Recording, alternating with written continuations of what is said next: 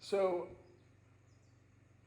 I did a 3-part instructional video on how to make homemade bread, and I was gonna put it on my homesteading channel, and YouTube was being weird, and I couldn't upload any of them. So I'm gonna have to, some other day, the next time I make bread, I'm gonna have to refilm all of that. And also the second video, you know, my iPad just quit filming because it ran out of space, so I have to delete stuff. But anyways, I just thought I'd put it here on my regular channel.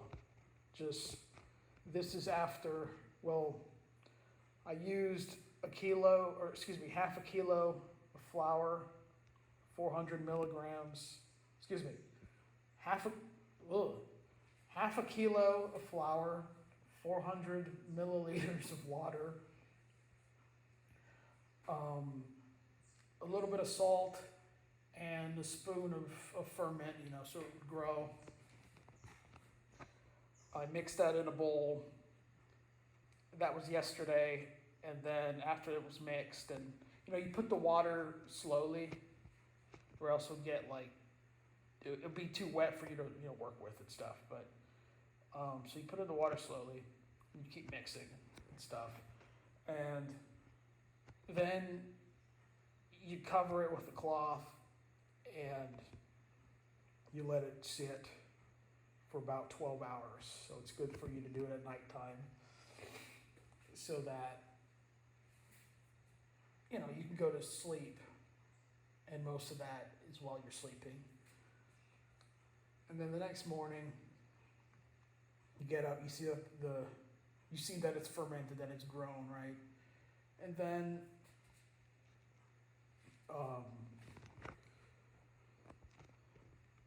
you'll notice it's elastic, and you get corners, and you go like this a bunch of times, and you put it here on like a wooden board. You put flour there so it doesn't stick to your hands as much, and you kind of massage it and keep going over and over and over with the corners. And then you put it in a bowl after you've massaged it enough. You put it in a bowl, this time with the cloth underneath it in the bowl, as opposed to, when you do the 12-hour thing, you put it by itself in a bowl, you put the cloth over it, but this time you put it in the cloth with some flour underneath. And then you covered it, and I waited about 2 hours, maybe a little more than 2 hours, but 2 hours should be sufficient in most cases. So, it'll expand a little bit again. And now I'm preheating the oven. I have a pan that I put in the oven to preheat. Then I'm gonna put flour underneath the pan. And while the pan's hot, I'm gonna take it out, put it on a stone cutting board. I'm gonna put this in very carefully into the pan, flour underneath. And I'm gonna cut an X, and then I'm gonna put it covered inside the oven with a pan for 25 minutes at 250 degrees Celsius.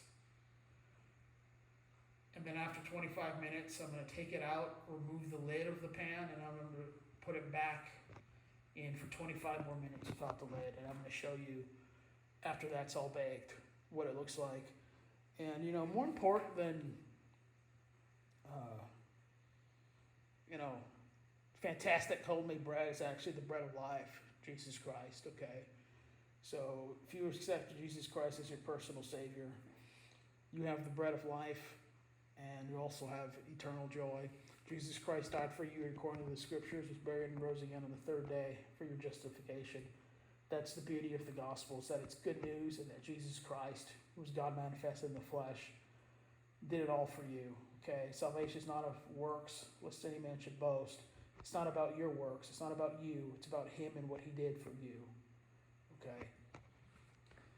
It's about his finished work, so trust in his finished work. For God so loved the world that he gave his only begotten Son, that whosoever believeth in him should not perish, but have everlasting life. And, like I said, the next time I make bread, I'm going to try to upload those videos, the instructional videos of the process, onto my homesteading channel. And if some of you are interested of just learning how to make a basic delicious bread at home, I could also post those videos in the future on this channel. So let me know if you're interested in that. But anyways, what are you guys doing for hobbies or